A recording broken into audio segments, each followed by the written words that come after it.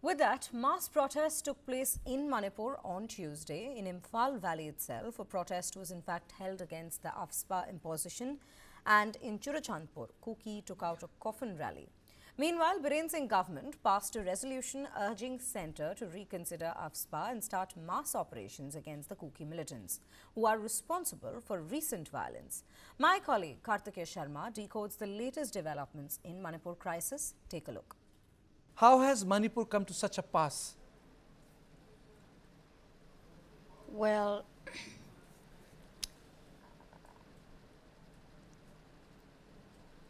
I do not know where to start and where to end, because Manipur was a very peaceful state where everyone lived together very happily, and especially Kukis and Métis lived side by side even in the hill districts of Churachandpur, More of Tengnopal, and Kangpokpi district. So we all lived together peacefully. And in the history of Manipur, there has never been an incident where the Kukis and the Métis had conflicts. And of course, in the hills, Nagas and Kukis had some conflict, and it died down after 1 or 2 years. And then in the valley, Métis and the Pangal Muslims had that conflict, and within 3-4 days, it died down. And in Churachandpur, of course, family fights used to take place once in a while. But what is happening today, since day one, I have been saying that the central government could play a part where it could direct the state government, or even the state government is responsible for law and order.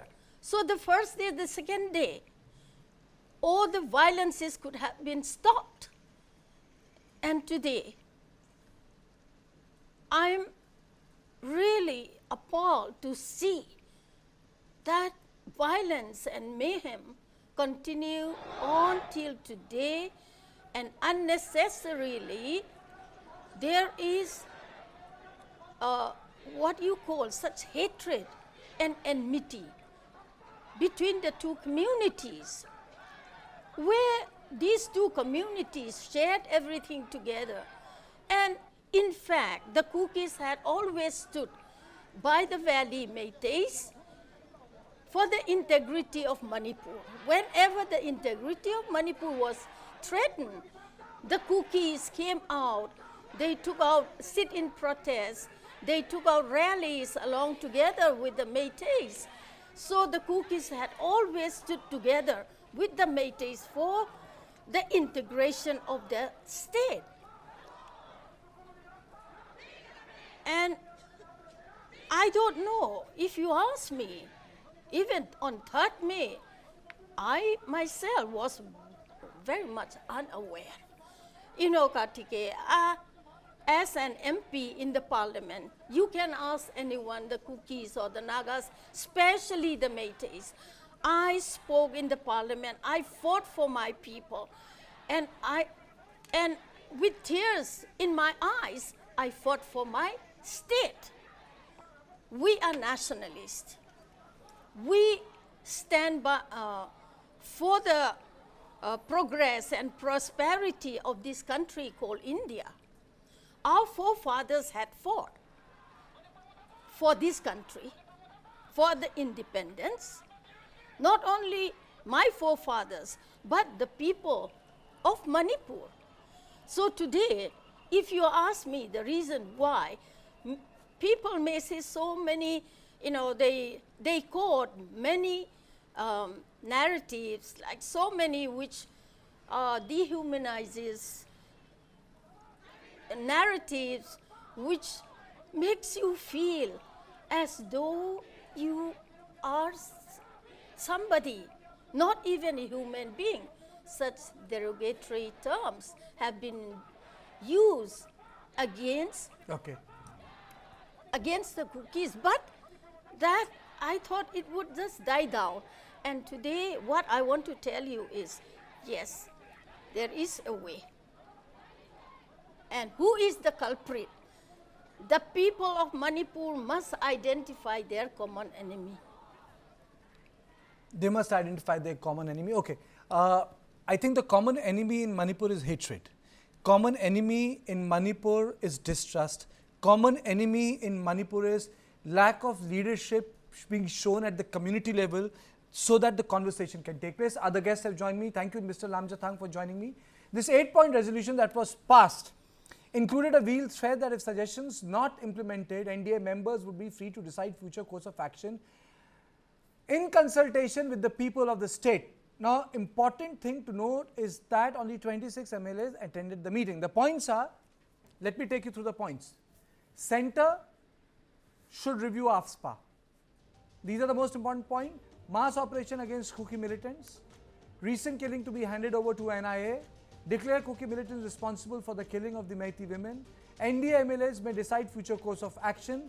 Center and state to ensure peace and normalcy, and legal action against people who attack lawmaker properties. So it's a pretty complicated situation.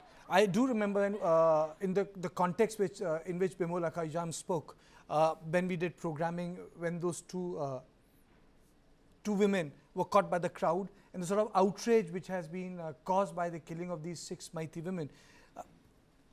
It's understandable the point he's making, but the issue is that the politicians are speaking from the community perspective.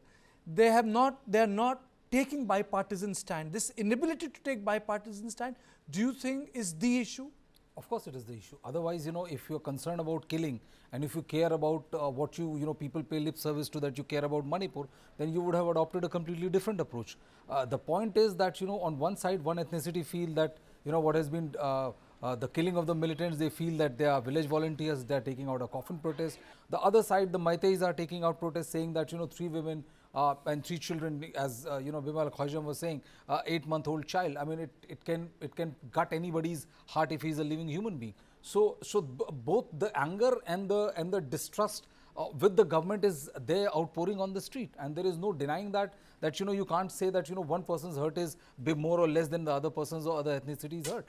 What the biggest problem right now, Kartikeya, is that the time to step in and mend situations has kind of, if you ask me, has passed. Now what is happening is that it has become a very complex theatre where if you feel that the Chief Minister has not done enough, can you remove him? The answer is no. Why? Because now he is identified with the aspirations of a dominant community there in the state of Manipur, which feels that they have been hurt, which feels that the center has not listened to them, which feels that the Chief Minister is their patron-in-chief, Messiah who is helping them out, otherwise they would have been butchered there. The other side, and that is the reason why the AFSPA has become such a hot contentious issue. The thing is that when you say AFSPA, when you impose AFSPA, basically you allow your central forces which are there in such a large number that they could have, I mean, the entire situation, I'm not saying it could have become 100-0 in 1 week or 1 week's time, but a lot could have been controlled. There could have been a merciless crackdown on illegal arms that are abound, whether it is being smuggled from Myanmar or, the arms which have been looted within this. And that is the reason why there is a massive, protest against AFSPA, because they feel that if AFSPA is there, then, the central forces are not dependent on the state authorities. And that is one big worry, because as we've been discussing, revenge is kind of a constant leitmotif, if I may say, use the word, in both ethnicity. And that is the reason why the center is being doubly cautious. I think the time where the center could have acted decisively, where the state could have acted decisively, and a lot of it could have been controlled, is gone. Okay, Mr. Sood, are we missing a big picture? Sometimes when people who have served in security come to my show, they always tell me, Kartikeya, we are missing the big picture. And then, then the Mizoram is roped in, then the Nagaland is roped in. Are we missing a big picture?